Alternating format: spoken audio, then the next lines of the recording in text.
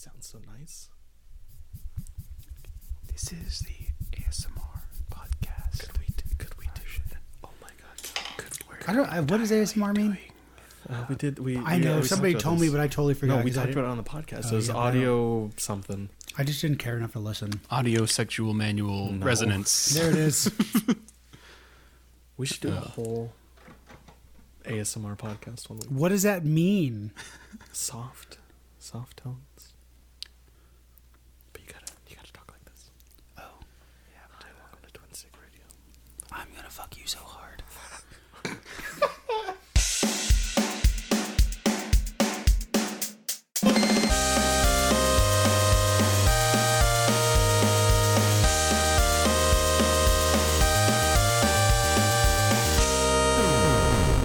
You're listening to Twin Stick Radio, episode Who Gives a Fuck, for the week of Kingdom Hearts 3.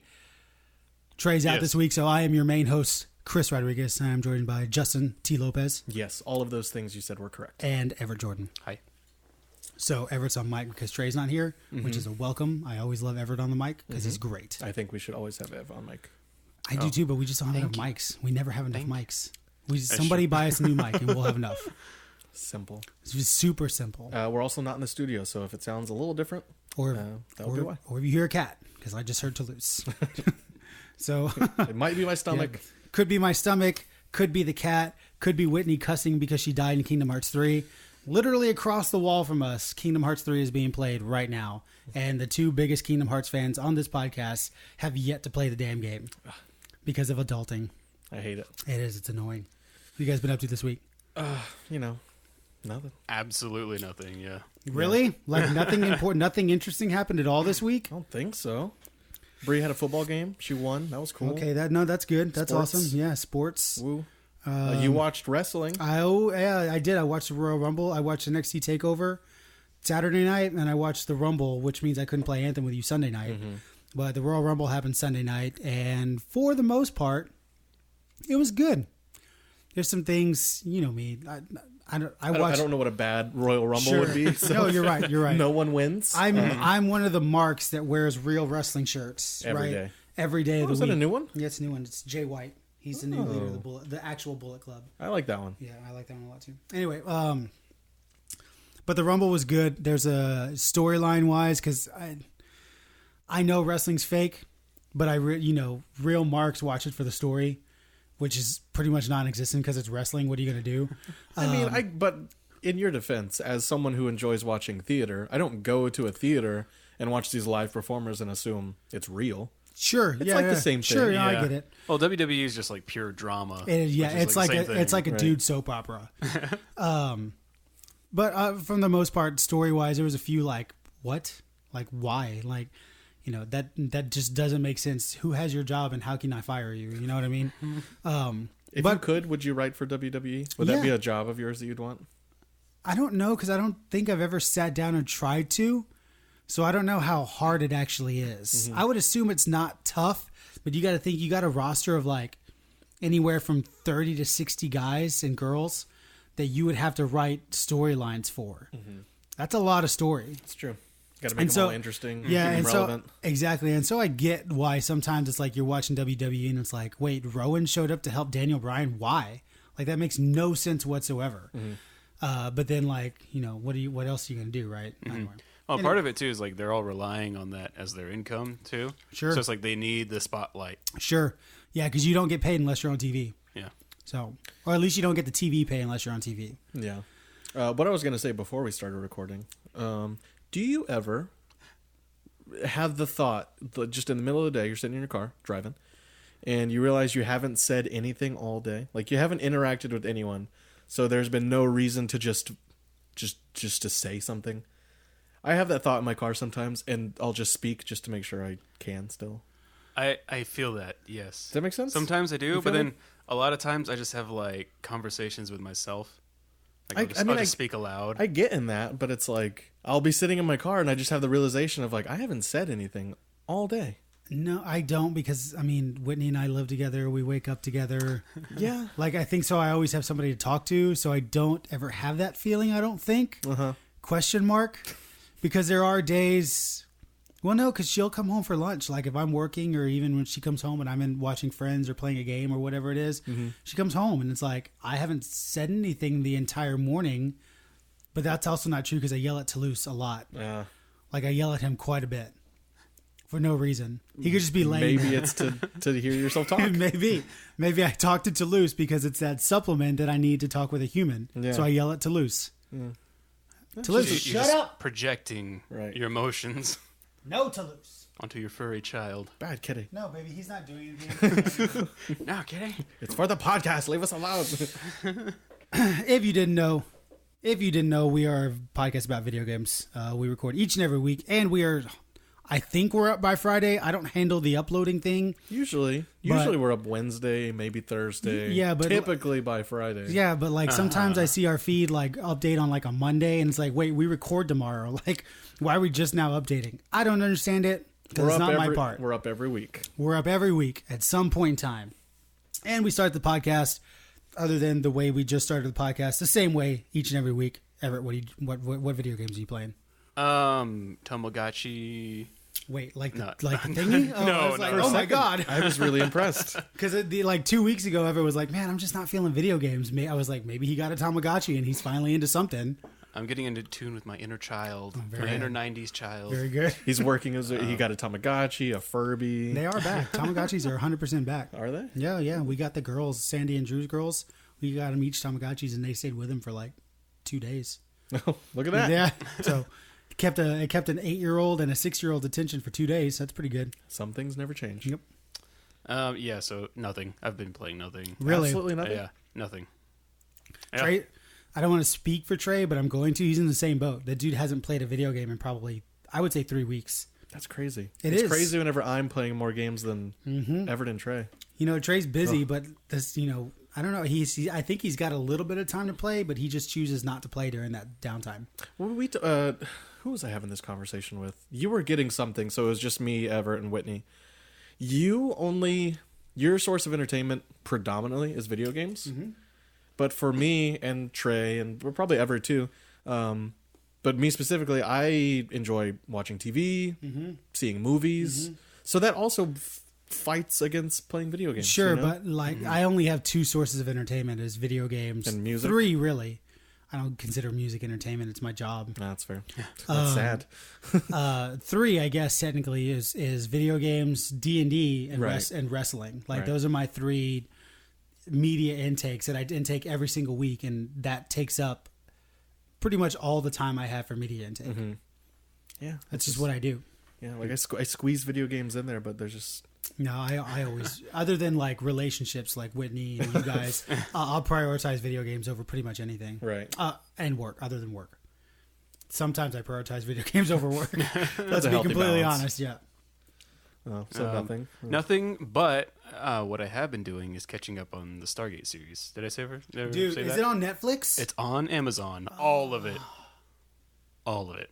Even the spin-off series. Stargate Atlantis is probably one of the best Stargate series. So good. Never seen any Stargate. Isn't it good? It's so good. It's really good. It's a little dated like, now because it's... Sure. It was mid-2000s. I mean... No. It came out in 97. Mm-hmm.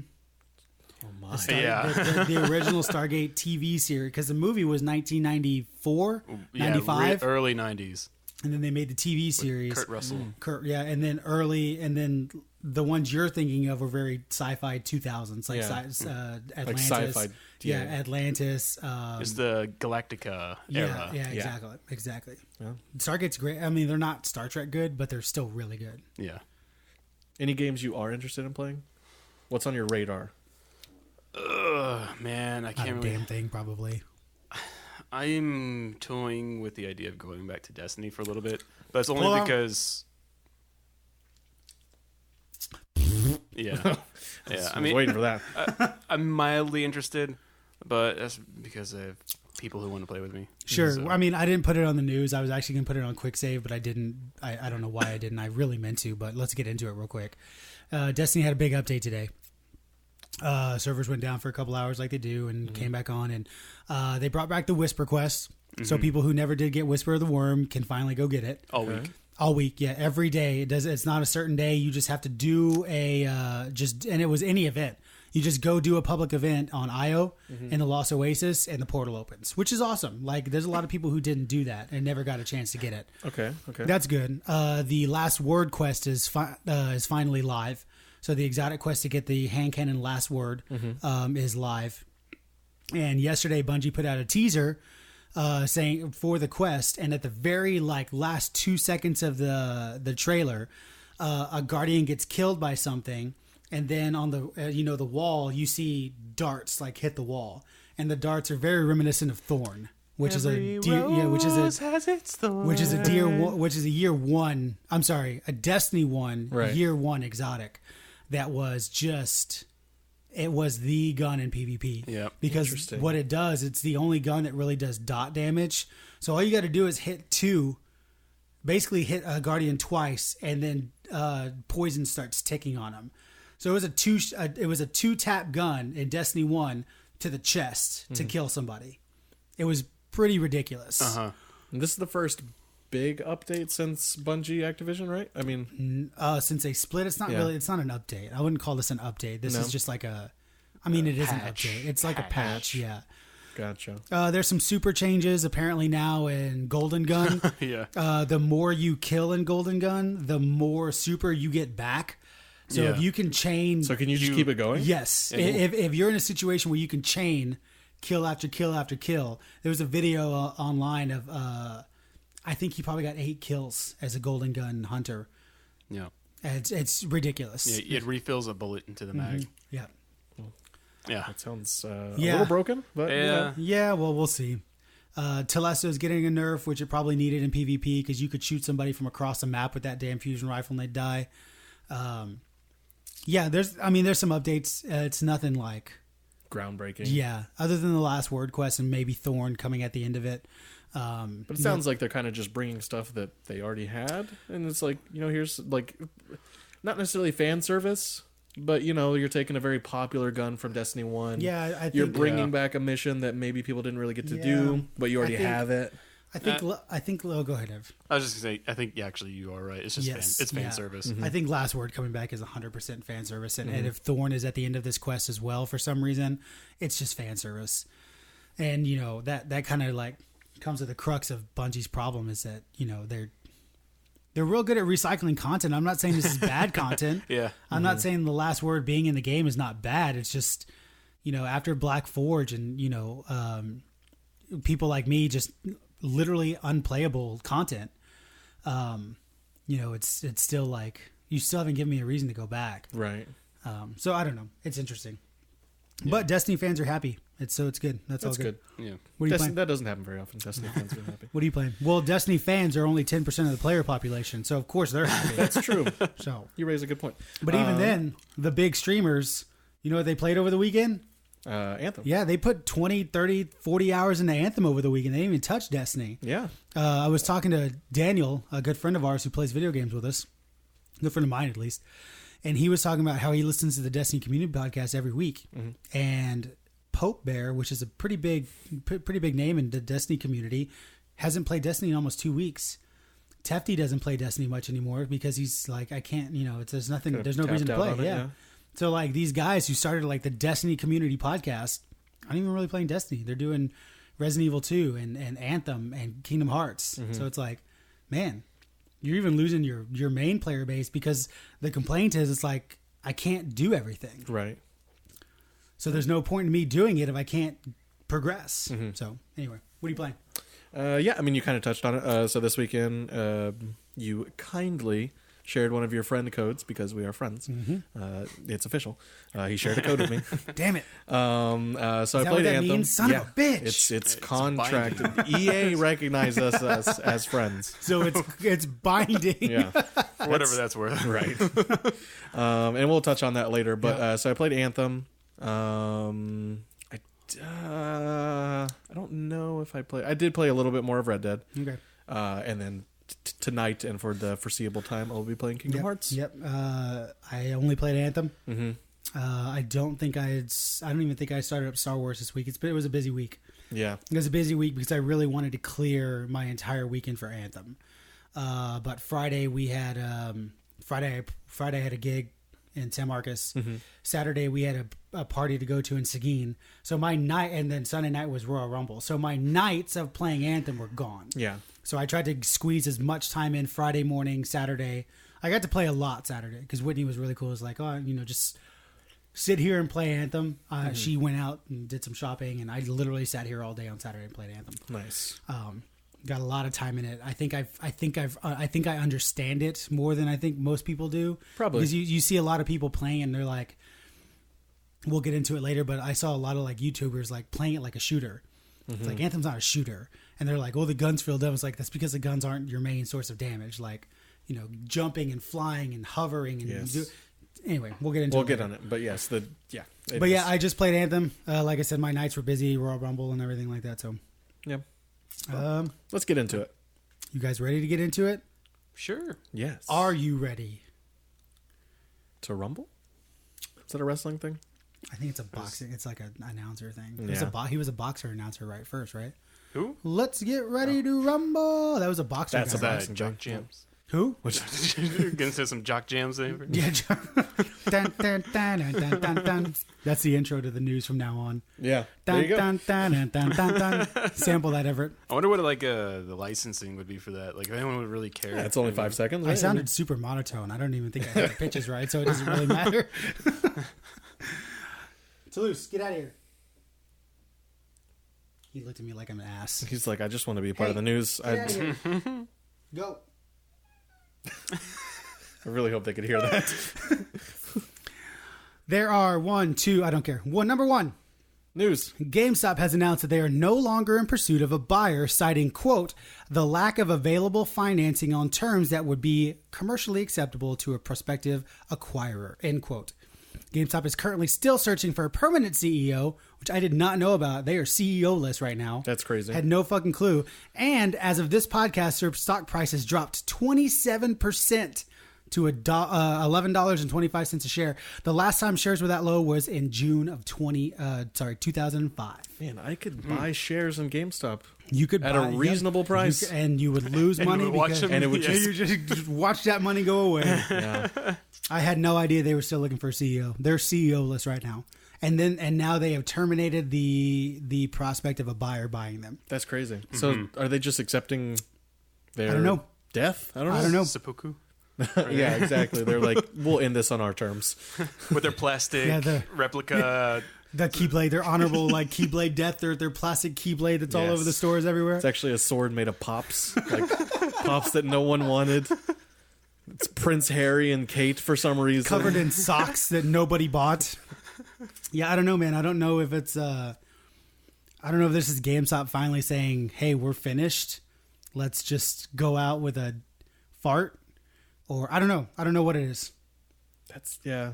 I do not know, and that's the thing. They cited the lack of available financing, so everybody that wants to buy them basically they're not willing to give GameStop what they need to keep going. Or what they think they're worth, right. Yeah, that's what that quote is saying. So it's interesting. I don't know what the hell is going to happen to them. Which isn't surprising though, because I would imagine maybe 2 weeks ago we talked about like two different companies looking at buying them out. Yeah. They were just I guarantee those people are just looking for a cheap deal, Sure. just cheap flip. Sure. Get whatever's remaining out of GameStop. But and then GameStop wants somebody that's willing to invest more into their company as it is, and nobody's doing that because GameStop's dead. It's like, GameStop is what Blockbuster was back in the late 2000s. It's like or early 2000s. It's like nobody uses them anymore.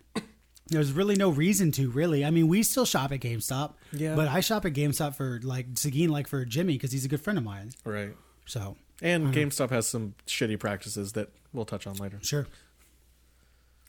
Number two and three are kind of the same thing because they deal with Anthem. Number two, the Anthem VIP demo went live this last weekend and was fairly well received, except the demo was plagued with server and connection issues across all platforms. BioWare has issued a statement apologizing for the issues and are rewarding any player that signed in over the weekend with a special vinyl, which is like a static sticker that you can put on your javelins. So you can paint your javelin any color. And then apply it over it? But then there's vinyls that you can apply over. It's and like a decal Yeah, kind of thing? Exactly. But they're like set. You can't change the way vinyls look. It's not a big deal. Special vinyl when the actual game goes live. The open demo starts this Friday and is available to any player that downloads a demo. BioWare has promised to try and address some of the issues that players experienced last weekend, including entitlement bug fixes, server performance and rubber band issues, fixes for the infinite load screen, which I got played with hard. Same. I got that infinite load screen a lot. I got it literally, no joke, every time. Every time you went into some sort of expedition? I never went into an expedition. Yep. I don't even know if expeditions start with something, and I just missed it every time. The first boss is the infinite load screen. Once you get past that, you're good. Yeah, I got plagued by quite a bit. And anyway, the infinite load screens are being investigated. They still don't know what's causing them. I did see them talking about it. I know they said in their playtesting they had experienced it, but it was not anywhere near this level. Right. And they fixed it in their playtesting, but it's some deeper issue that they just don't know. And various other fixes. And that's the thing is, like, I think a lot of people are judging Anthem on this demo, which I guess you can, but you got to stop judging games on server issues. Right. Yeah. That's not a good way to judge the game. Sure, judge the servers. Like, we want good servers on day one, and 6 weeks after, we want stability, right? That's no reason to judge a game. But even then, this is also a demo of a demo. Like, this is an early demo. It's a 6-week-old build. Like, the current build that's like in-house right now is completely different. Like, they said a lot of the problems that they have in this build are fixed in the new build. They just it's not that's not what the one they're shooting out. And that's exactly what this stuff is for anyway, is to test server issues. So interestingly enough, I didn't put this in there, but I did find out they overloaded the servers so bad that they actually shut down EA servers as well. They basically DDoS themselves hard because they just didn't. A really good analogy for this I saw on Reddit was, imagine a big boat. Okay, you got a big ass cruise liner, and there's only one ramp onto that boat, and there's millions of people trying to get on this one thing at the same time. Well, you can only let so many people on the ramp at the same time because you make the ramp bigger. So many people are going to load onto that boat all at the same time, and it's going to capsize. Right. So if you put more ramps, the same thing's going to happen. So you literally have to let people on at a steady rate, let them spread out. But what that does is that creates a DDoS. That's what DDoSing is. It's overloading that one ramp over and over and over again. And that's what they did. Except all these people are actually real. Right. Exactly. Yeah. Except all these people are real. Yeah. And it's not a boat. It's an internet server. But yeah, that's basically what happened. It's crazy. Which is interesting though, because for a VIP demo, you have a fair judgment of like how many people are going to be on it. Sure. And I did read a couple of articles where BioWare was saying like, we expected this and we were ready to expand like they could, but it was just they couldn't handle it. They just weren't ready for it. I think it's one of those things like it works in practice, but as soon as it happens, it's like BioWare has also stated that over 9 million hours were logged by players across the 2.5 days the demo was live. It's a lot of hours. Manpower. Seriously. In other Anthem news, a recent leaked image may give us a hint at what is to expect from Anthem's live store. The image shows some armor customization, which are basically skins, going for 40,000 coins, which is the current in-game currency, and 2,000 shards, the game's premium currency. As with most things concerning microtransactions, the internet and Reddit basically imploded at the idea that 100 shards could equal $1. This is all conjecture. Nobody's ever said this. But Reddit's going under the assumption that 100 shards equals $1, which makes the skins in Anthem cost roughly $20. BioWare has issued a statement in saying that they are currently adjusting premium currency prices and that the image does not represent the live game. Like I said, the bigger issue is that the premium currency exchange rate has not been given, so players are scolding BioWare on an assumption. Are scolding players on an assumption. BioWare has also stated that no cosmetic item will be locked behind a premium currency and that they can all be unlocked by playing the game. But man, Reddit blew the fuck up at this. Yeah, and it's all under an assumption. Which is crazy because I don't see any problem with one, setting a price for a skin. A skin is worth whatever the creator says it's worth. I'm sorry if you don't agree with it. But I think a skin is worth whatever somebody's willing to pay. Right. And guess what? If it's cool enough, I'd be willing to pay $20 for it because I have the $20 to pay for it. Right. And I wouldn't. But I can get in-game currency and buy it that way. Yep. You know, there's nothing, at least right now, there's nothing that is solely premium currency available. Yep. So, and it's, according to BioWare, there's not going to be. There's never going to be anything available that's not earnable in-game. Right. And if there was someone saying that, I would trust BioWare over, I would an EA or something, It's just funny because like I said, the internet basically exploded and just started spewing toxicity at BioWare under the assumption that the 100 shards is going to cost $1. Right. Could they be right? 100%. Is $20 really expensive for a skid? Yeah, especially in a game that's not free to play. 100%. I get it. Mm-hmm. I understand. However, you complaining about it isn't going to freaking stop it from happening. That's true. And have they talked about DLCs at all for Anthem? I mean, all story DLC in Anthem is free, which I would imagine is probably going to be, kind of paid for with these, with these skins, with the premium currency. In theory, right? Sure. Yeah, should work, may not. It's EA's infinite checkbook that's paying for it. Need that too. But yeah, I don't see the problem with this at all. Sure. And that's like you said. I'm willing to pay $20 for a skin. Mm-hmm. Justin is not. Mm-hmm. But I can earn it. Right. But you can. But there's your thing. It's like, there's no point in complaining if you just don't do it. Mm-hmm. If it bothers you that much, just don't do it. There's no point in starting a crusade, especially when it's not fair. Mm-hmm. You know what I mean? That's the thing is, like, I understand, like, loot boxes, Battlefront, Overwatch. Like, that's not fair. Yeah. That's gambling. Mm-hmm. This is, I know what I'm paying $20 for. Mm-hmm. And you can't fault them for that. You know what I mean? And it comes back to my thing that I've brought up time and time again with people complaining, well, it would cost me $600 to get everything in the game. It's like, okay, but you're not supposed to get everything in the game. Yep. If you want to, sure, go ahead, blow your whole paycheck on in-game stuff. Yep. But you're not entitled to get everything. It's like you and your D&D minis that you were looking at. Yeah, exactly, right? Do you want to talk about Anthem? Somebody buy us a brick of D&D minis.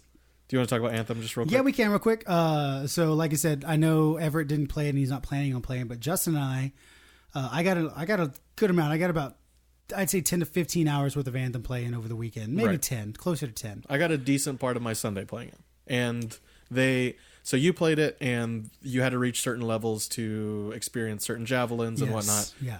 You got lucky. I got lucky that for, I guess, the people like me that the played last it late, like 4 hours of the fucking demo. Right. They just unlocked everything. Every javelin was unlocked. So which is good because I got to experience what I wanted to. I wanted to see everything that kind of the game had to offer. Which is great. I mean, like, and at first that wasn't going to happen. Mm-hmm. So, like, I was playing Sunday afternoon when it unlocked. Daniel and I were both playing Sunday afternoon when it unlocked around 3:00. And I was like, oh, cool. I actually get to try the Colossus and the Interceptor. Mm-hmm. Because in the demo, you played at like level 12 and you can unlock one javelin, which I went with the Storm because I just knew that was going to be. Yeah, that was the one you talked about. That's going to be my main, right? Yeah. So, hey, let me just for clarification. Yeah, go for it. Javelins are the suits, right? Javelins are the suits, okay. Yes. Javelinas? I have no knowledge of this game. Javelin are the suits. They're the warframes. They're the mechs. They're the, Gundams. That's what these things are. Then I imagine they determine your play style. 100%. Exactly. Okay. So, like, just real quick roundup. So, like, the Ranger, Iron Man. I mean, it's literally Iron Man. You play exactly like Iron Man, except you have a couple guns on you. Right. But even then, it does not matter because your abilities are basically Iron Man. Mm-hmm. The Ranger's a lot of fucking fun. So you're War Machine. Yeah, pretty much. Yes, absolutely, 100%. It's very much like War Machine. In the demo, that's the one they start you out with, just because in their terms, it's the most balanced. Yeah, gotcha. It gets you a good feel of everything. Yeah. Then there's a Storm, which is basically your mage. Mm-hmm. Everything's elemental based. And your abilities recharge extremely fast as a Storm. So you're consistently just throwing out lightning and fire and snow, ice. It's crazy. Then there's a Colossus, which is a tank. Yeah, it's pegged as a tank, but I don't know if this is only a demo, but Daniel's decided he's going to main a tank. He's going to main the Colossus. And he was having issues staying alive in high aggro situations. Mm-hmm. That might be because it's a demo. The highest you can get was level 15. Maybe at level 30, you can get some really cool components and really tank yourself out where you can just take a shit ton of fucking damage. Mm-hmm. And with the loot system, you're picking up things that no matter what javelin you have, you can add like a boost to your armor or a boost to your health. Exactly, it's mods. Yeah. It's this very game, customizable. Once you hit level 30, you can equip like 6 different mods to your javelin, and those are going to determine how your javelin plays. Mm-hmm. But I kind of did have the same problem. I like I said, I tried out all of them, and with the Colossus, he's basically he almost looks like, in terms of Iron Man, he would be the Hulkbuster. Yeah, 100%. He has a shield, and he can kind of use that to bash through people. Yep. And it was kind of cool, too, because you can fly through the air and actually have your shield out and literally just run fly into shit. through Yeah, people. it's good stuff. It's really fun. But yeah, we were having issues with him staying alive in high aggro situations. And then there's the Interceptor, which is my 100% least favorite. I did not. You're basically, that javelin is if you were to have spectral blades on at all times. Okay. That's how that javelin works. Or, gotcha. Better yet, what was the Arc Strider in Destiny 1? Blade Dancer. The Blade Dancer. Mm-hmm. It's very much like the that. Interceptor is a Blade Dancer if your super was on all the time. Actually, and not only that, you have, it's like an ultimate move, basically. And it is pretty much the Blade Dancer, where you become even faster and you can just and you do slice a through shit people. ton of fucking single target damage. Which, in theory, sounds cool, but in the combat situations you're in, it's not... doesn't work well. Yeah. You know? It's the Interceptor. This is not my style of gameplay, but the Interceptor has a very jump in, boom, boom, boom, run away. Uh-huh. Jump in, boom, boom, boom, run away. Mm-hmm. Jump in. And it's like the problem with blades in any sort of like weapons fire. Sure, base yeah, game, absolutely, right? 100%. The only way I can really see this happening if somebody gets really good at the jump in, boom, boom, boom, run away. One thing that I took away from Anthem hard is that it is such a cooperative-based game because of the combo system. Mm-hmm. So the combo system from like Dragon Age and Mass Effect makes a big return in this, except it's on a whole nother level. So like there's a bunch of abilities that prime enemies, right? And once they're primed, they have like a little marker above their head saying this thing is primed. If you hit it with a detonator, it will do extra damage, and depending on your javelin, the combo will do other things. So for example, a storm. If I freeze something as a storm, and I detonate that frozen thing, any enemies around it become frozen as well. Or like the Colossus, if you detonate a combo, it just does massive AoE damage around everything. So each javelin does a different type of thing depending on the combo that you do, which is so fucking good, man. There's a few things in this world in a video game that satisfy that much. The satisfaction of hitting a combo and just watching things combo everything. Oh, it's so satisfying. Mm-hmm. All the abilities in Anthem feel so satisfying. I tweeted out the Storm is everything I wanted the Warlock in Destiny to be, and more. Because it's just, we've talked about Destiny. It's like, hey, I'm a Titan. Cool, I'm a Warlock.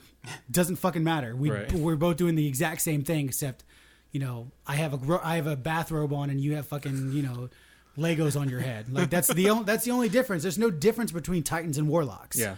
In this, there is a defined difference between Colossuses and Storms. Mm-hmm. It's so good, Ev. It's a great fucking game. Yeah, and not necessarily to compare Anthem to Destiny, because a lot of people are doing it. It's hard. You can't. It's different. I would have a hard time comparing these two games together. It is very different. Although maybe on the surface people were quick to jump to that conclusion, it is very different. Well, it's like on paper, sci-fi RPGs where you're looter shooter, right? Yeah. And I get that, but with this, one of the main takeaways that I had from this that I love way more than Destiny was that mobility is so key to this game. Destiny is it's very linear in the sense of like how the stages and maps and everything are built. Sure. With this, you'll go in, and if you start dying, just fucking take off and fly and hide behind a cliff and re-heal, and or you'll have these massive enemies with huge shields. So just jump up and kind of go behind them and shoot over them. It's just the mobility is great, vertical, horizontal, and every javelin has a specific play style that if you deviate off of it, you kind of get fucked. Mm-hmm. So like a storm, I saw a couple of YouTube videos of a guy playing a storm, and he was on the ground the whole time, and he would die a lot. It's like, what are you doing?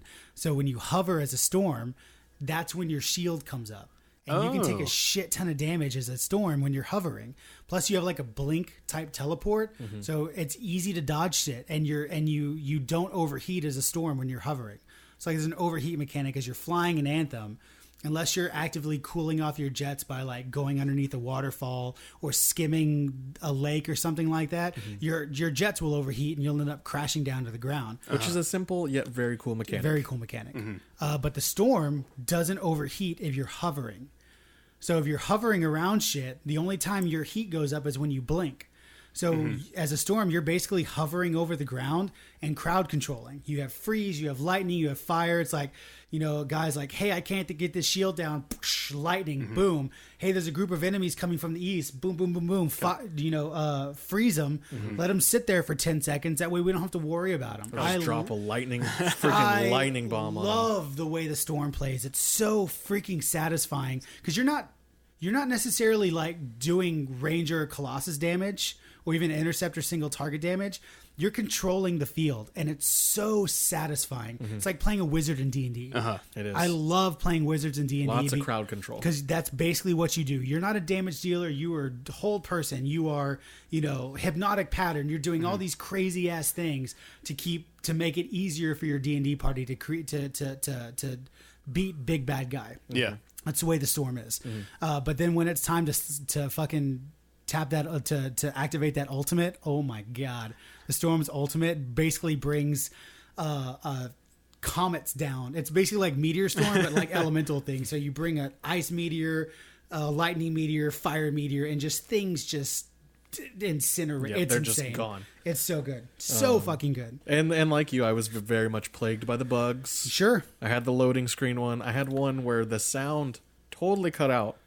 Even whenever I went to my PlayStation menu, still didn't have sound. I had to close the game to get my sound back. I had weird sound issues while I was in the Forge customizing where the sound would just gradually get quieter and quieter and quieter until it wasn't there. Like mine would go out and then literally like I would hear pops. And for a second, like I had to change inputs because I was like, did my speakers just go out on my TV? Interesting.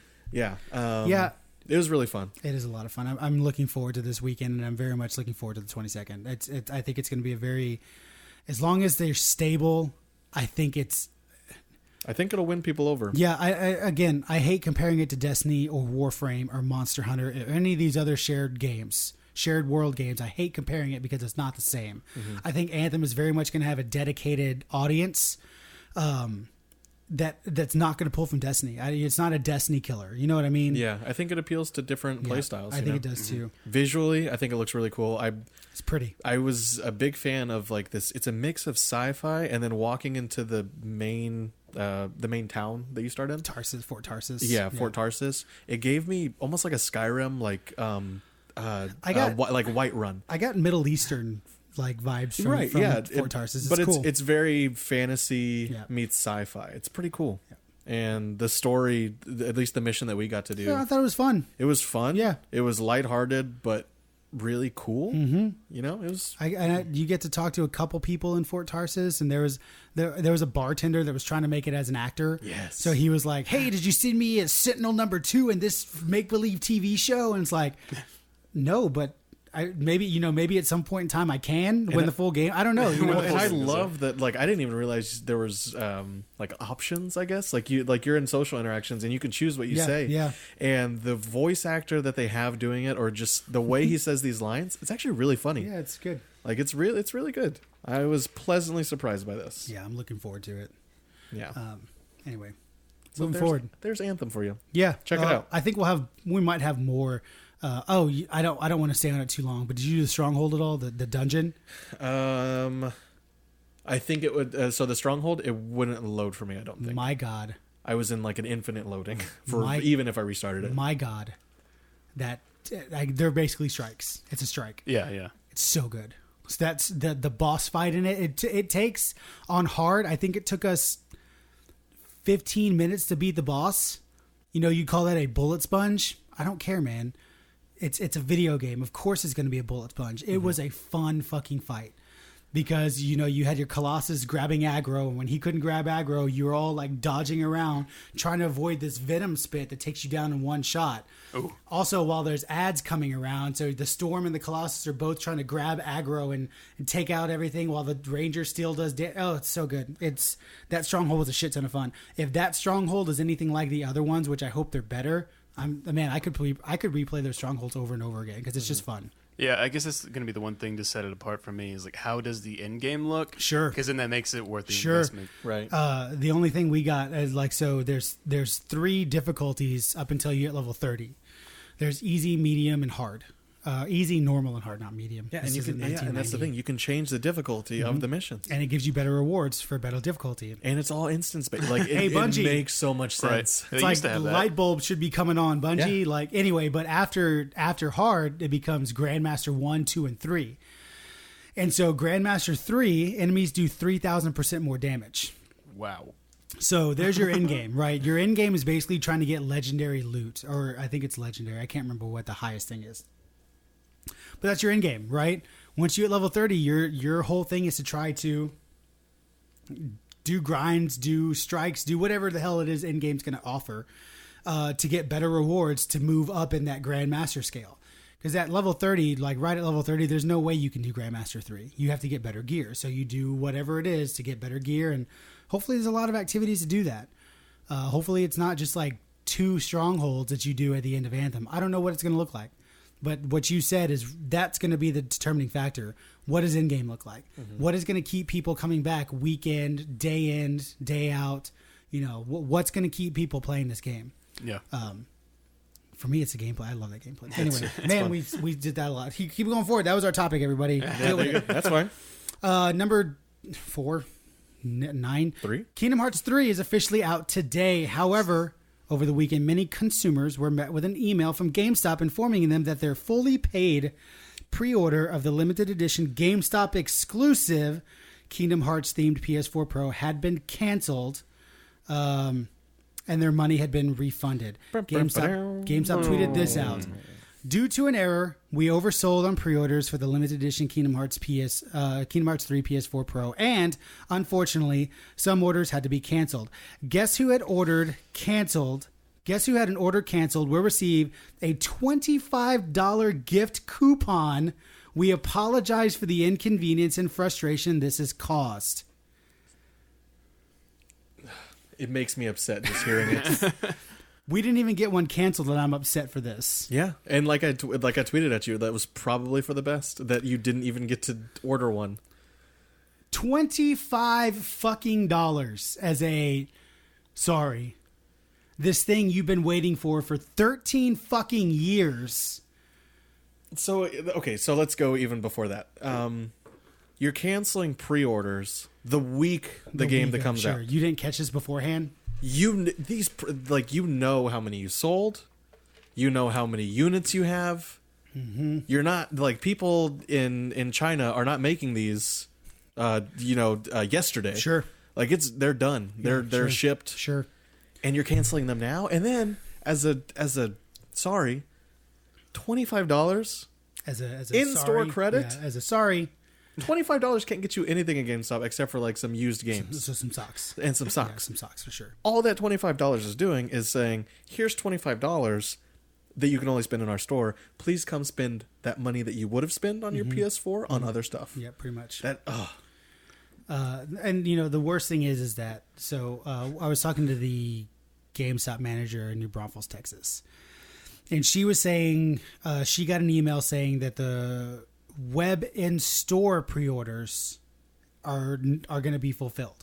So if you were able to go to a GameStop store and pre-order and pay for this thing through web in-store, not pre-ordering, so there's 2 different ways to buy something in GameStop when pre-ordering. You can pre-order it and it gets shipped to the store whenever it comes out, or you can web in-store it, which means you basically just order off the website in the store. Mm-hmm.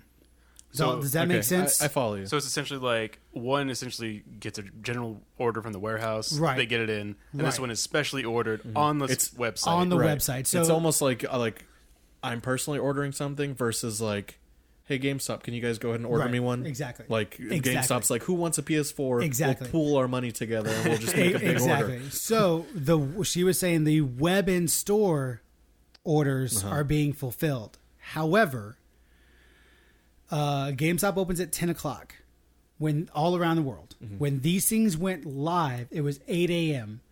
And we have reports of people saying, I got a pre-order in 15 minutes after they went live, and that pre-order was canceled.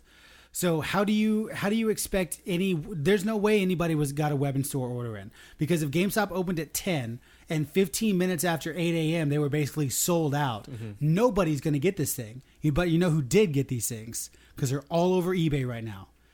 And I see the headlines on eBay say, in hand, PlayStation 4 Kingdom Hearts 3 Pro. That means they got it. They got as many as they ordered because they're scalpers. Not only that, we were having lunch before we recorded the podcast, and Whitney turns to Chris and is like, "Hey, do you want to enter this giveaway? They're giving away a box lunch. Box lunch is giving away a Kingdom Hearts PS4 Pro." Where the fuck did they get this? GameStop exclusive? My fucking ass! What's happening here? Anyway, I'm very pissed off about this because we couldn't get a pre-order in. We just couldn't because we were at work at 8. We didn't know it went live. Maybe that's our own fault. But we tried to go to 2 GameStops and have them like, hey, I have a customer here that has $400 in hand ready to buy this. Can you send us our store one so they can do it? And I mean, of course, neither store did it. Neither store was able to get it because they got canceled. But it's just a clusterfuck of GameStop, and this is the reason they're going under, man. It's shit like this. 100% the reason GameStop is going under because they pull shit like this. And it's a pattern too. I mean, look at the problems they had with the Fallout 76 exclusive things. Like those things sold out so quickly, and you had to order it in such a specific way. And then all the issues that they had when it did ship. Right. And sure, maybe that wasn't GameStop. You know, maybe that was Bethesda with the whole but it's just the way GameStop handles things. And the problem is right, they do this whole web and store and they go live online because what they're thinking is, well, these people have to pay the full $400 for the system right then and there. We are guaranteed our money, right? That's their issue. That's the reason the Fallout 76 Collector's Edition and this Kingdom Hearts weren't pre-orderable in store, where you only have to put like $50 down and then you gradually pay it off, right? Like which is good for most people. That's what we wanted to do with both the Fallout 76 and the PS4. You know, we don't make all the fucking money in the world, so I can't just go drop $400 right then and there unless it's planned to be saved up. So we were going to go pre-order in store and just gradually pay it off. So when it came out, it wasn't like a huge hit to our bank account. Right. And so the problem is GameStop was like, well, we want guaranteed money. We want $400 right then and there. So we do it on the website. But what ends up happening is scalpers basically bypass the whole protection system of like, oh, we only have this many to sell because they use algorithms online to buy 20 at a time. And they sell out like that. And then you have this issue when really all they had to do was send them to stores only. Because guess who can regulate how many they sell? Stores. Right. Hey, your store is getting 5. Your store is getting 10. Now we know how many we're going to get and how many are going to go out. But that's not guaranteed money to GameStop. So they don't go that route, which is just fucking bullshit, man. And it's crazy too because that is such an accepted thing in like the collector community. I know, man. The fact that like you're gonna probably have to go to a brick and mortar store to get this collectible item because that's just how it is. But even then, it's like it's because so another really good example is I have a Revan figure that Trey ended up giving me because either he didn't want it or maybe he was gonna sell it and he realized I wanted it. I tried to get that Revan figure so fucking long. And I was on waiting list and just trying to get it, and I never got it. And it was always on Amazon for like $80. And so I think for Christmas he got it one year. One of his parents or his sister bought it for him. And I think he was going to give it away or sell it or whatever. And he was like, no, you know what? I'm going to give it to Chris. And so I finally got it. But that's the whole thing is like nobody speaks up about the fact that a Revan figure that comes out one week and the next week it's $80 online. Nobody speaks about that as being not okay. It's that collector's mentality. It's like, oh, you know, I'll pay $80 for it because I really want it. It's like, no, that's bullshit. Retail price is $20. Everybody that wants this thing should be able to get it. Right. Period. It's just so fucking stupid. Anyway. Yeah. Speaking of Kingdom Hearts 3, if you're planning on to stream Kingdom Hearts 3, then you might want to pay attention to a pop-up that comes up at the title screen that states streaming of the game is intended for non-commercial use and that streaming it with the explicit intention of sharing the music of Kingdom Hearts 3 is expressly prohibited. A similar warning has come up on other Kingdom Hearts games as well, so if you are planning on streaming Kingdom Hearts 3, check the official website for more details on the restrictions. Just so you guys know. Yep. I mean, that doesn't sound that weird. No, it's basically. I'm pretty sure that's basically saying like, don't turn on the game and then just play the music. Don't do that. Yeah. Anytime we would stream anything, like with Twin Stick or anything like that, I would always just go and just turn off the music. Even if the music's like good, of course. I just don't want to deal with it. Same thing with GTA. I would always turn off the music because it just. Yeah. Well, that's a general rule with like YouTube stuff. Like if anytime like, you're watching something, Yep. like you have to have commentary over it in order to make it like part of the policy. It's all over the place, right? Video. Everett and I are very familiar with like, hey, there's a Gatorade bottle on the table. Got to get it off, just in case anything happens. But I think they probably said that because Kingdom Hearts is great music. Yeah. The title, the dun dun dun dun dun. I remember being a kid being like 13 or 14, right? But turning on my PlayStation 2, putting in Kingdom Hearts 1 and letting that, with the waves at the beginning, just letting it play, and I would go to sleep. I can hear it now. I would go to sleep every night, and that's just. That's how you ruined your Kingdom Hearts disc. And I think that's what they're trying to get away from, but that's good. Mm-hmm. Number 26. Nintendo has announced that Metroid Prime 4's development is, quote, being restarted from the beginning, end quote. The decision was made because Nintendo felt that the fourth entry in the series was not living up to the standards they seek in a sequel to the Metroid Prime series. Nintendo has decided to have producer Kensuke Tanabe, quote, work in trust and collaboration with the studio that developed the original Metroid Prime series, Retro Studios in the United States, and restart development from the beginning, end quote. People were pretty mad about this. They really were, yeah. They were pretty mad that the fact that now, because they're basically restarting from the beginning. So a game that was rumored to be out either this year or next year is now due out in 2021, 2022. Yeah, I was gonna say 2022 probably. Yeah, probably 3-year development cycle. So I'm not a big Metroid Prime fan, so it doesn't hit me in a certain way. I can respect it though. I can respect like looking at something and being like, this isn't what we want. Sure, and having kind of the balls to just be like, let's just restart. Yeah, it sucks, but like at the same time, like for any game, I would rather have like a good game than have somebody put something out that's like half-assed or something that they're not happy with. And that's a reasonable response. Yeah, unlike the internet. Yeah, yeah, especially Nintendo. Nintendo doesn't put out bad games. That's true. Yeah. They just don't. And so if Nintendo got to the point where like, hey, this isn't reaching Nintendo standards, and Nintendo standards are high, man. Try to think of it. Think of a Nintendo produced game in the last like 20 years that was just beyond bad. It's really hard to. I'm sure there's one or two. Right. Mm-hmm. But the main Nintendo games, Mario Kart, Legend of Zelda, Mario Party, Metroid Prime, all these games, the Pokemon games, none of them are ever bad. They all have a level of polish on them that just is sometimes unrivaled in video game companies. Yeah. I mean, it's the Nintendo standard. I would say. Maybe their games aren't for everyone, but whenever you're going into a Nintendo game, you know what to get. Like you know what to expect. 100%. Yeah. If you're a Metroid Prime fan, you know what you're getting out of those games. And if this game wasn't it, then it's. You should be happy. Yep. You should be happy that they're respecting the thing that you enjoy so much. Agreed. Yeah. I didn't look too far into how pissed people were, but I did read a few things. They were pretty mad about this. I'm sure. Well, yeah. Weren't people also mad about that other game they made of Metroid? That it wasn't like, I don't know. It's like they all of a sudden like made it ultra real or something like that. I don't know. Like some sort of gritty story. Maybe. They were unhappy about that Metroid. Yeah, maybe. I'm not a huge Metroid fan. Yeah. To be honest, I'm honestly not a huge Nintendo fan either. But I respect them. Right. Yeah. Number 86, Bethesda has detailed a new PvP mode for Fallout 76 called Survival. Dun, dun, dun. Bethesda says the mode is being implemented because of feedback from the community asking for a greater challenge and more incentive to engage in PvP combat.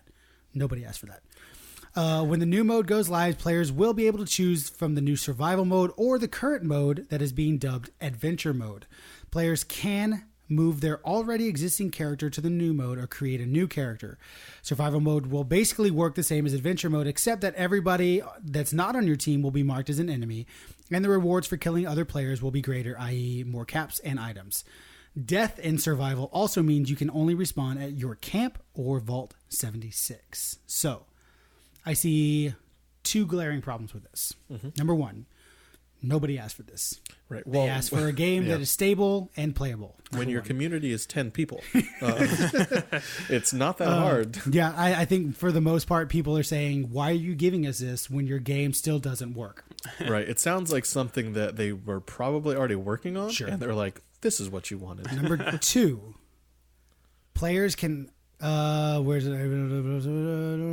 Players can move their already existing character to the new mode or create a new character. So, if I'm playing Fallout 76 and I'm Whitney ran into a level 128 guy the other day, full decked out in power armor and everything. Is that person happy with their life decisions? Probably not. But I am going to move that character over to PvP survival mode and wreck every single person. Yeah, why would you not? Why would you make a new character? You're doomed to be stuck at your camp or the vault. 100%. And this goes to, I like Bethesda. I've liked every Bethesda game I've ever played for the most part. Maybe not Rage or stuff like that, but Rage 2, man. You don't know. Rage 2 world. For the most part, I love Bethesda. However, they don't know how to make a multiplayer game. I just don't. I think that's fair to say. They have no clue how to improve this game or how to make it better, or they just don't know. They have no clue, which really sucks because this is Fallout, and Fallout's a great universe, and they kind of fucked it up. So,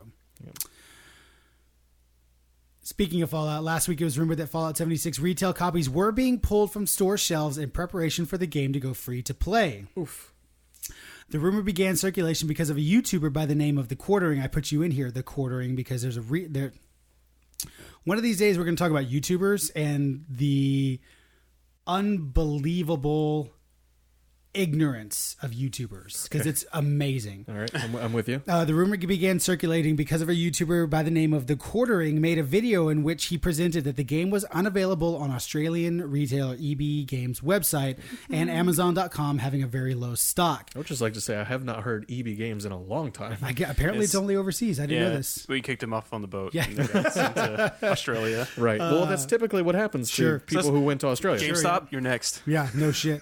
GameStop's going to be freaking like China only or North Korea only. There you go. Commie stop. Record scratch. Like, In the video, he stated, quote, "Someone reached out to me from EB Games in Australia and mentioned the game was likely to go free to play," end quote. Are you fucking kidding me? You're going to throw somebody under the bus like that because you don't know how to do investigative journalism? Right. A Reddit user decided to ask Bethesda outright if the game was going to free to play, saying they would want a refund if there was any truth to this rumor. Bethesda responded, tweeting, "There is no truth to this rumor." One of these days, we're going to have a discussion on just YouTubers. It's the same thing that happened with the Anthem thing. People assuming because Fortnite skins are $20 that every other skin is $20. This guy saying, The Quartering, it's, I can't buy Fallout 76 on the EB Games website and Amazon has a low stock. They must be pulling them because it's going free to play. What? How do you even reach that conclusion? How do you see that it's sold out on ebgames.com and it's low stock on Amazon? How do you reach the conclusion that they're pulling it from the shelves because the game's going free to play? Well, how the fuck? Well, that's the great thing about YouTube is that you make sensational comments and people watch you. It's that thrill of being the first person to break something, even though it may not be true. Right. You throw wild things at the wall, and then eventually something might be right. Yeah, exactly. And that's what you get known for. Sure, but and that's the thing is right now, it's just... Now he's just an idiot. Yeah, now he's an idiot. You're right. Unless Bethesda's lying. Now he's fucking Logan Paul level. Not that it's bad. A special place for Nine Hells. But he is pretty bad. Yeah, so it's crazy. Assuming Bethesda's telling the truth. Yeah, and that's the I'm thing. not going to automatically You're right. go with them. You're right. You're 100%. Developers have lied. They should lie if they really want to, because that's their prerogative. And they could be. So, you never know. But if you start getting refunds for your Fallout 76 purchase, Last but not least, Ubisoft has issued a statement saying that they are officially making changes to the Shadow Heritage DLC to, quote, better reflect the nature of the relationship for players selecting a non-romantic storyline, end quote. We reported last week on the issues players had with the DLC. However, later in the week, GLAD, which is a huge pro rights activist LGBT organization, apparently had a conversation with Ubisoft regarding the DLC's backlash that sparked the changing of the content. GLAD responded to the change on Twitter saying, "We are pleased that Ubisoft has listened to the LGBTQ community players and will be making changes to Assassin's Creed. This is an important first step, and this bothers the shit out of me. Right. This is an important first step toward mitigating the damage done by the game's latest DLC." I said last week I understand. Mm-hmm. I get it. You're right. I get the idea that you feel like a game that gives you choice, that choice was stripped away, and if you are LGBTQ, you may feel like the game is forcing you down a path that you normally wouldn't choose. I understand. I think it's dumb because it's a story. Mm-hmm. And if, let's say I was playing a game where the illusion of choice, I think it was a really good example. I was playing Assassin's Creed Odyssey, and the illusion of choice was like, oh, I'm creating a bromance with this character. Then all of a sudden, boom, he wants to sleep with me and romance. Like, that's not what I was going for. Mm-hmm. I'm not gay. You know what I mean? Right. But that didn't trigger me saying, this is ridiculous. Mm-hmm. My guy went down a gay path and that's not me. You know what I mean? Right. That didn't. And I understand that it's a different culture, and it's a culture that is being ridiculed daily and has to deal with this on a daily basis. Mm-hmm. I understand. Mm-hmm. However, if it's for a story, then let it go. Mm-hmm. Well, and like you said, we touched on it last week, and kind of the way I fell on this was, and Ubisoft even came out and apologized for it, is stating that we missed the mark. That wasn't our intention. We missed the mark. There were supposed to be clear inclinations in the story that even if you are not a heterosexual a heterosexual character, there are still reasons why your homosexual character would still go apart, go along with this. Right. Mm-hmm. But I will say,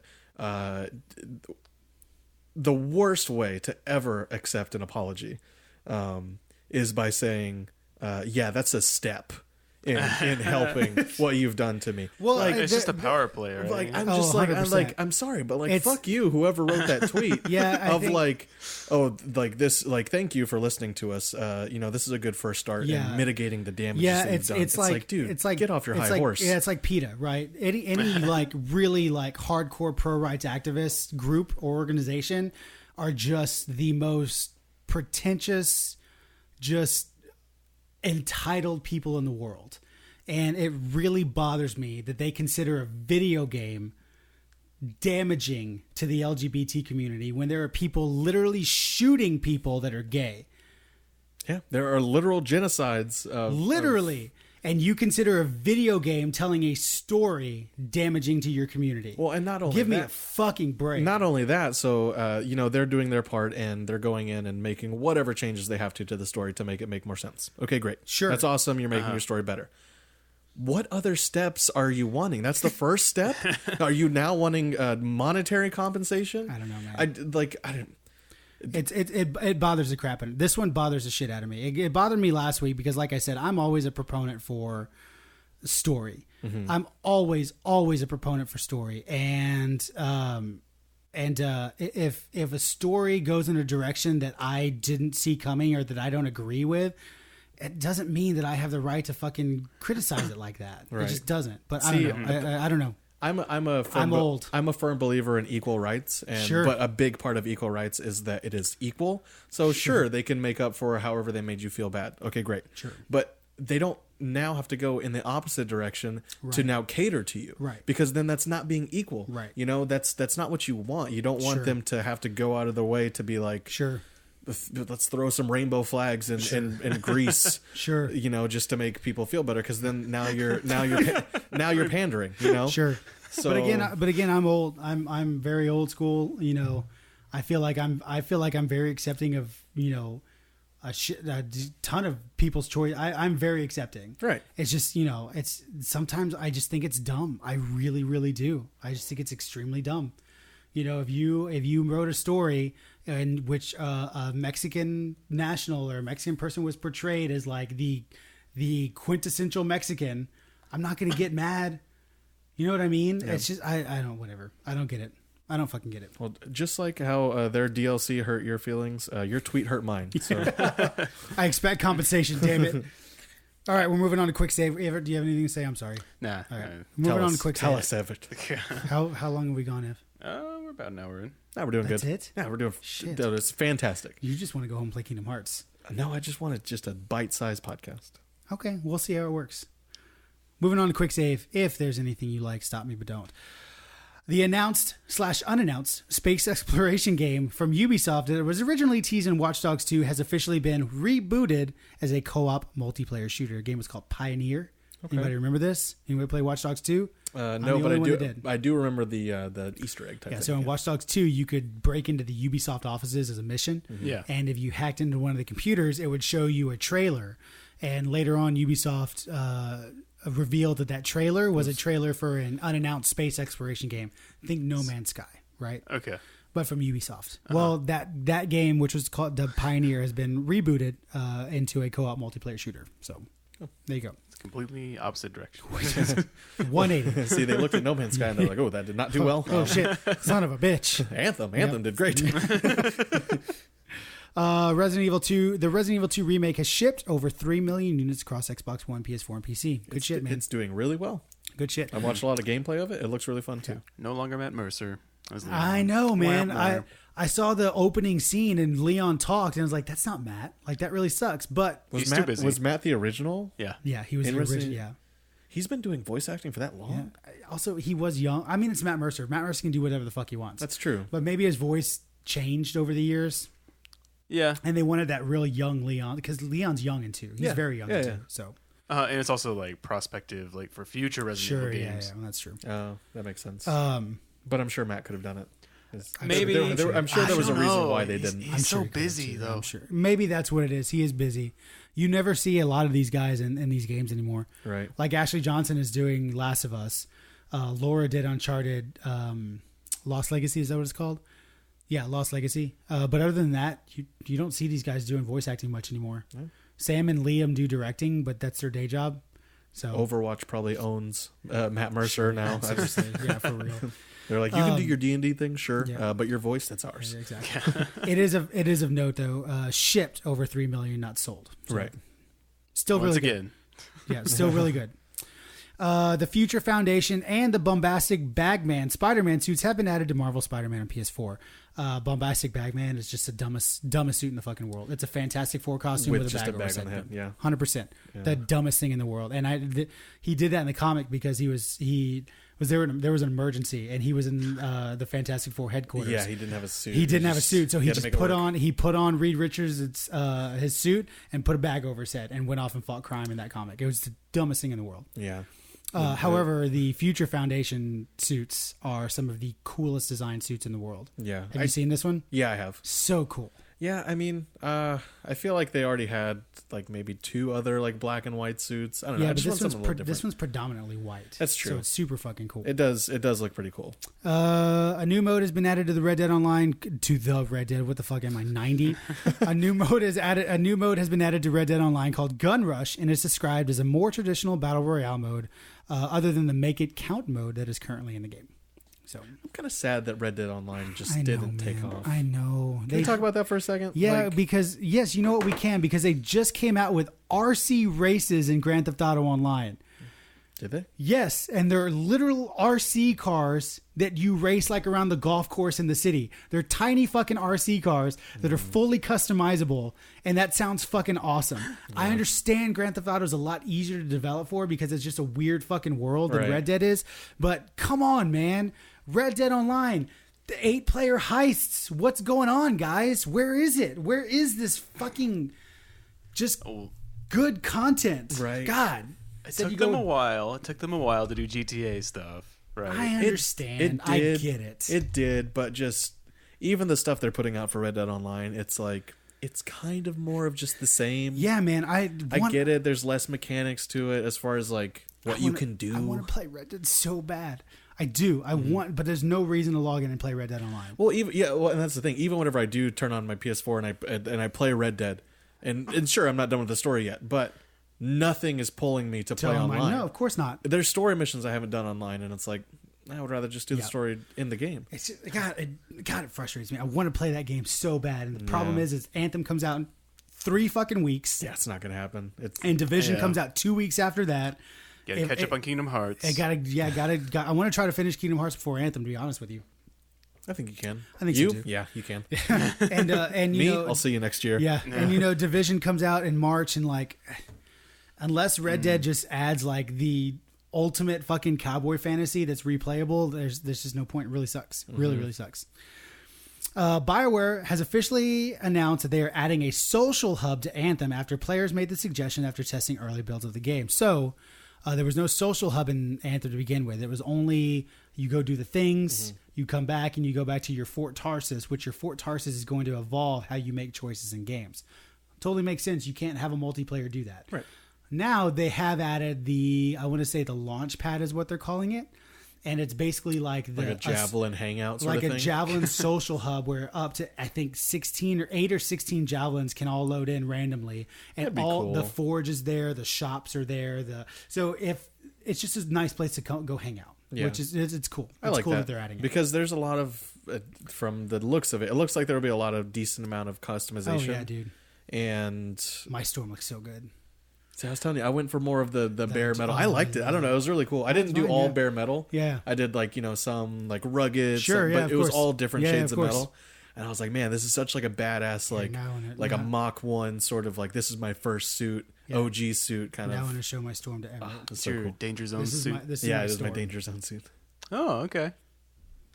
It's not final. There's a lot of black and white, which is still cool, but I figured the black is because the undercarriages are black, which is more like that rubber thing, and the armor plating, which isn't armor, I made it like another kind of like a nylon. Right. But then the rest of the armor, I want to change the color of the actual metal. But anyway, okay. I think he looks fucking cool as shit. Yeah, there was you could upgrade your armor to where it would actually look different. It would Yeah. change the model Which of is it. the skins. Yeah. That's what the skins are. Yeah.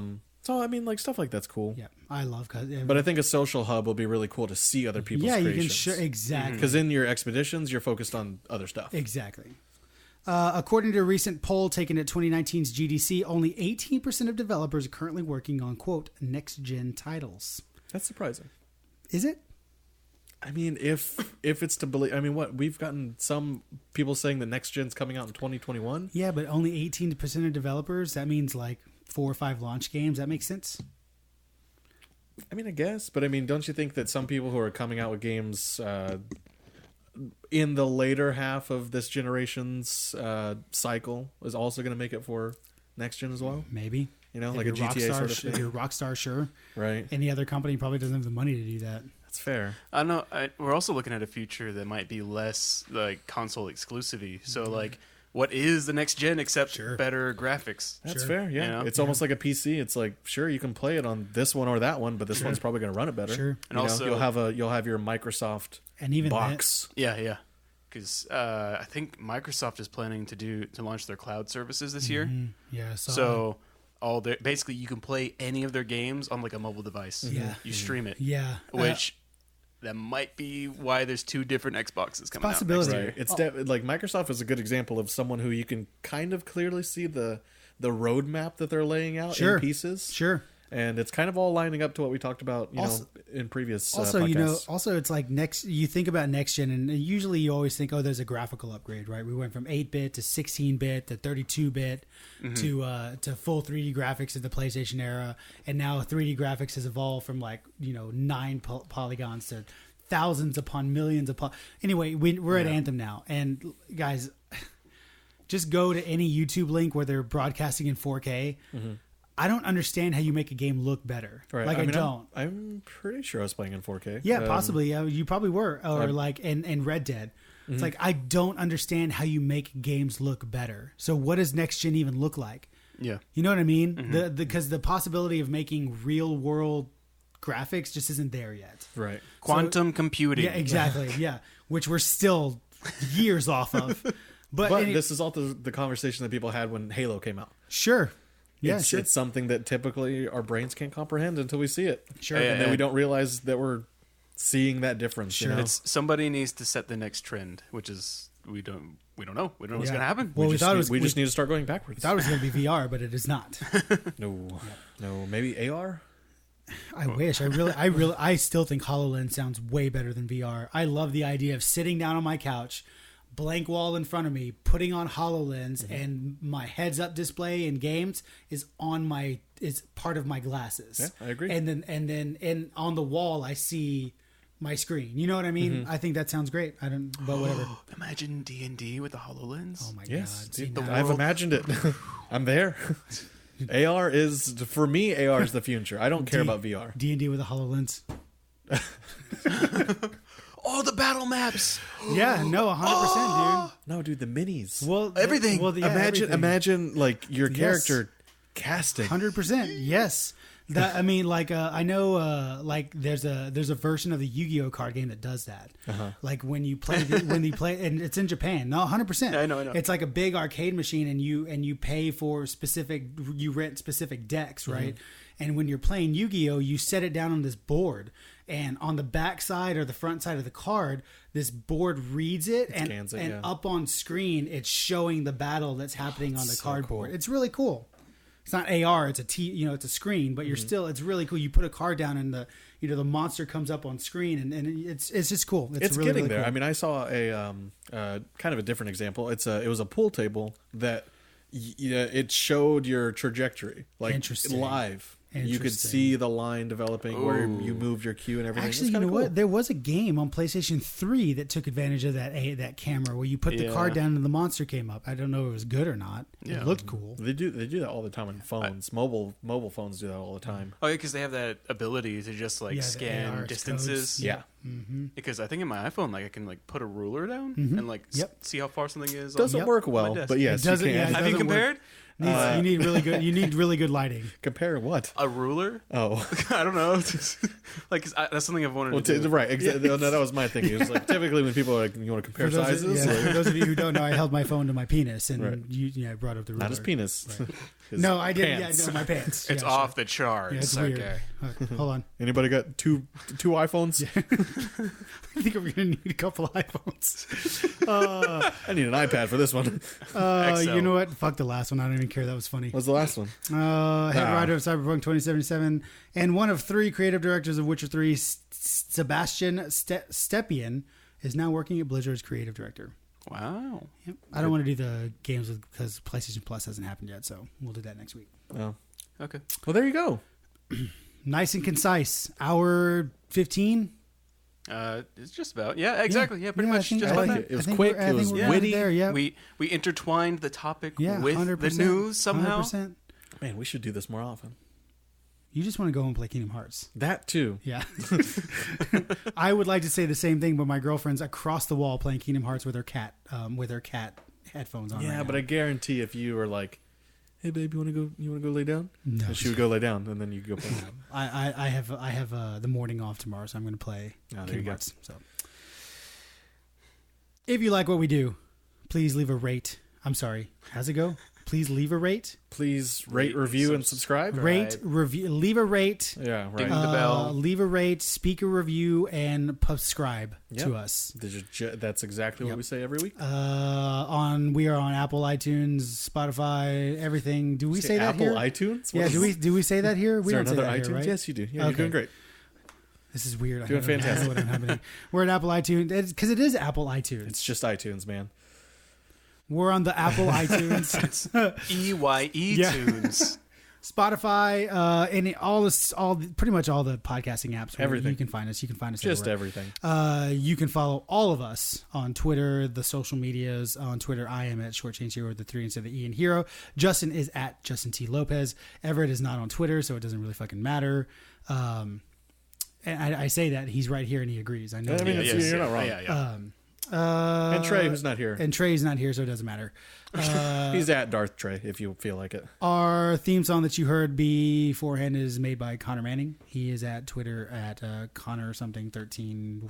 CONOR. There you go. 13 one N, yeah, 13 spelled out. Yeah, one in an honor, 13 spelled out. And check him out at downstreamstudios.com. Hire him to make some fucking music, man. He's good at it. Yeah. It's pretty damn good. Hey, we're short. It's nice. Let's go and play Kingdom Hearts. I gotta pee. Okay, well you can pee here. Just don't poop here. That's weird. You don't poop in other people's houses, right? Like, that's not a thing. I have a problem pooping anywhere that's not my own house. Right. Sometimes I have a problem pooping in my house. Problem. I thought, wouldn't it be great if when you pooped, it just like disintegrated in a poof? That would be amazing. That's a fart. No. You actually get the shit out of yourself, but it disintegrates. It's like poo away. What's that thing in that Jack Black movie? What movie was that? Poo-Gone. Poo-Poo-Gone. Was that Orange County? I don't know. What movie was that? Orange. God, that was a fucking funny movie. Let's go find out. Is that the cock push-up movie? I don't remember. I feel like Jack Black and Ben Stiller were in it. Maybe? I don't know.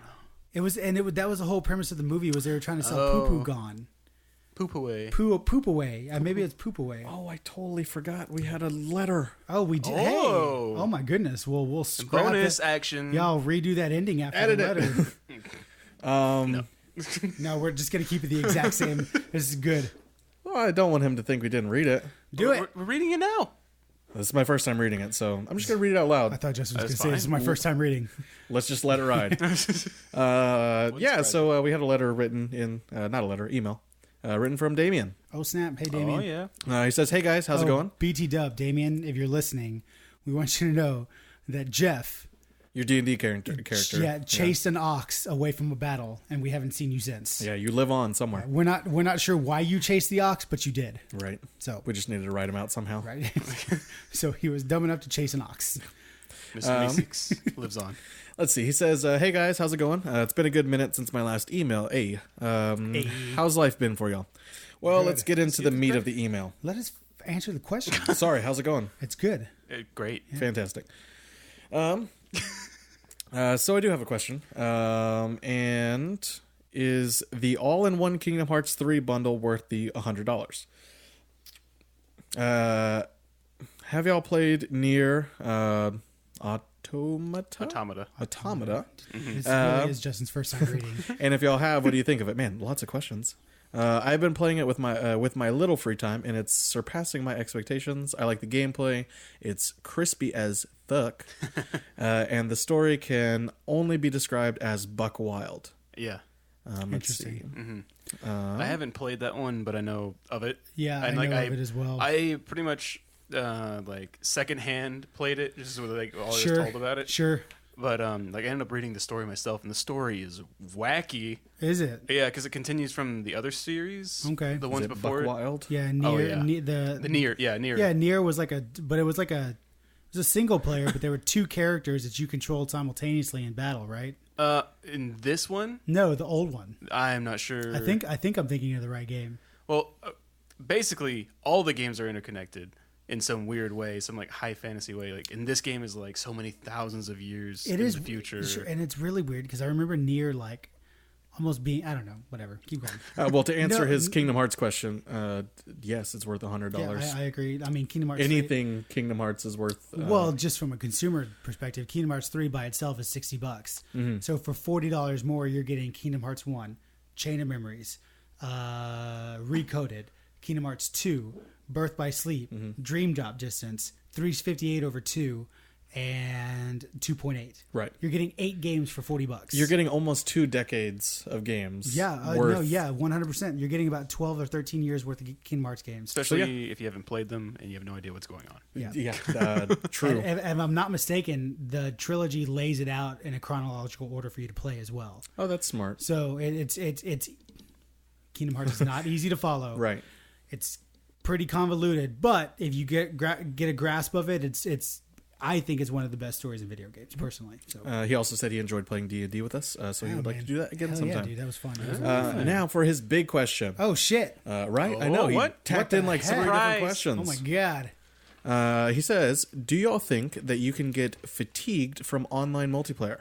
Recently, I've been sick and tired of it, and I've been playing exclusively single-player or offline games only. I was curious if other people have felt the same, and then he goes on to say that he hopes that we have a good night. Yes. So fatigued of multiplayer. Yeah. Online multiplayer. It's kind of my exact but situation. Is it multiplayer or video games for you? I mean, it's general, but I think the damage done in the multiplayer games that I've played is kind of like turned me off in general. Because like in multiplayer games, you have your time economy, like for whatever you have to do, like whatever you have to unlock. Like it takes so much of your time to do the things that you want to do. And also is the game respecting your time that you're putting into exactly. it? Sure. Exactly. Because then it's a lot of times just random chance. Did you get that drop? Yeah. So you're literally grinding out base parts of the game. Sure. Yeah. Like Destiny. You're right. I feel like that's the main example too, right? Yeah. I think.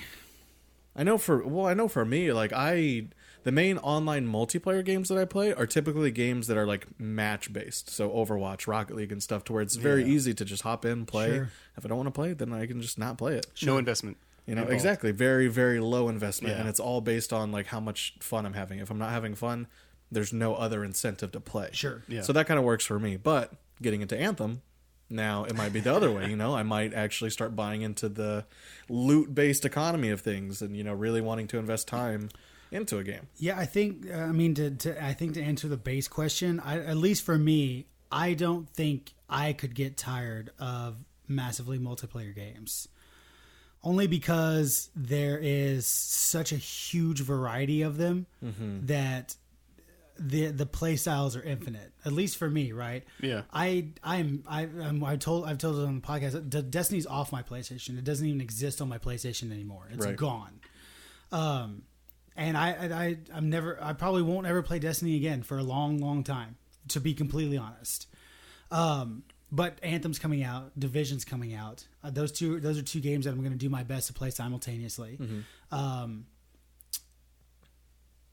And to go back, like, Destiny doesn't exist anymore, but Anthem's coming out. Right. So in essence, I'm tired of Destiny, but that doesn't mean I'm tired of that multiplayer genre. Even before Division 1, I played Division 1. I probably sunk 500 to 1,000 hours into Division 1, and it got tiresome. But then I just moved on to another game, and that other game was probably massively multiplayer. Star Wars, Guild Wars, something. But Elder Scrolls Online, exactly. So I don't personally think you can get tired of the multiplayer games. Me, right? But I totally get how other people could be. I think other people definitely are a certain level of introverted more than I am, right? And so if you hit that real hard left introverted as opposed to the real hard right extroverted, if you're really far on that scale, 100%, man. Why would you want to play with other people if you don't like interacting with people? Period. Why would you want to do it in a massively multiplayer online game? Or otherwise, why not just go out and interact with people if you do want to? Sure, exactly. If I wanted to see people, I would go and see people. Yeah. So I get it, I totally get the need to play a single player game. I'm about to start Kingdom Hearts, which means I'm not going to be playing any multiplayer game. But that's not because I'm tired of multiplayer games. Yeah, it just means because that's a game I want to play right now. Right, and he's not actually asking for advice, but my advice would be maybe you're not getting tired of online multiplayer games. Maybe it's the game that you're playing. I 100% agree with that statement. And it's good if you're just playing Destiny and you're getting tired of Destiny. It can be nice to go and play single player games. Sure. I'm going to be playing Anthem. Kingdom Hearts is going to be predominant for the next few weeks. You mean months? Months. Yeah. Justin playing video. A game that could I think a game could be a guaranteed 20 hours, and Justin could prolong it into 90 hours. Probably. Yeah. I wouldn't doubt it. Yeah. But if I were to get tired of any sort of online multiplayer game, I do have Spider-Man DLC that I can go back and play. Sure. I still have Horizon Zero Dawn that I haven't touched yet. Yep. It's good to have games that you can fall back on. That's the biggest thing, right? So Star Wars is a really good example. It's I stopped playing Star Wars, so there's years worth of content that I didn't play that I'm playing through right now. Destiny's the same way. If you take a break from Destiny and come back in 6 months, there's 6 months worth of content that you still can't play because it's Destiny, but it's there. You can aspire to play it, right? Anthem will be the same way. Division's the same way. Yeah. Single player games don't have that. Single player games, once you're done with it, you're done with it, unless some DLC comes out. And maybe it's just the extrovert in me, but I don't think I've ever been playing a game and my frustration has been like, man, I don't want to play with other people. Sure, you know, it's usually a mechanic of the game where I'm just not having fun. Yeah, but I'm never like, nah, I just don't want to play with people. You know, I'll tell you what, I'm looking forward to playing Anthem with you. To be 100% honest, because we don't get to play games a whole lot. Because that's true. You know, we just either the schedules are wrong or like Red Dead just wasn't worth playing online. Yeah, you know? Just wasn't like there. I mean, and I had fun, but it was like I don't think we would have had fun for like a month or exactly. Destiny's not your thing, so I really hope Anthem really catches you to where you're like. So far, it has. Yeah, honestly. to where you're like, you text me and be like, "Hey, you're gonna play Anthem tonight." You know what I mean? Mm-hmm. It's because I was whenever I was going to ask you if you wanted to play Anthem, and then you texted me about the Royal Rumble. Because man, I'm always the guy texting, "Hey, you guys want to do this?" Right? No, we're too busy. It's like, fuck, I understand. You and I almost like I was going back and forth whether I wanted to, because I was looking at your level and I was like, God, he's so much higher than me. Like, he's not gonna want to play. It's fine. I 100% want to play, but yeah, the Rumble was on. Anyways, thanks for writing in, Damien. Thanks for writing in, man. If you're listening and you have any questions and you're not Damien, or even if you are Damien, feel free to write in. It's 100% twinstickradio@gmail.com. Or tweet at us. That's an easy way. We're always on Twitter. That's true. I think lately we're very active on Twitter, making fun of Donald Trump and just talking about shit. Right. Global warming. Yeah, global warming, Sorry, man. whamming. Yeah. Whamming. Also, just the unbelievable things that are happening in our world. We're fairly active and intelligent people, so we can have good conversations. Maybe. Yep, for sure. Huh? Perhaps. Debatable. Sure, debatable. Yeah, exactly. We'll think they're good conversations. Yeah, maybe they aren't. Anyway, I sort of did the ending. End. Yeah. Insert end there. I sort of did the ending. Should I do it again? I'm going to end by going to the bathroom. How about Right. that? All Yeah, right. you Hey, can everybody. edit it. Hey, everybody. Thanks for listening. Have a good one. Right. Unless that's the ending. And then Oh, wait. Bye. But the other ending? I think the other ending is just going to be fine. You're the ending. Your mom.